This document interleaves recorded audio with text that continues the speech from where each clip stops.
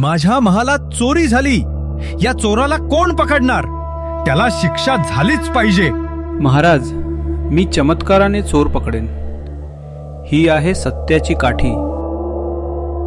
मी या 3 संशयितांना एक एक काठी दिली आहे. उद्या सकाळी ज्याची काठी 2 इंच वाढलेली दिसेल तोच चोर.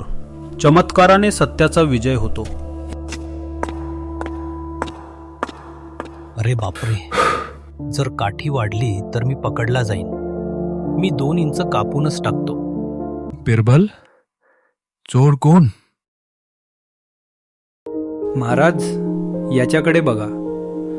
ज्याची काठी सर्वात लहान आहे तोच चोर. त्याला वाटले काठी वाढेल म्हणून त्याने ती कापली.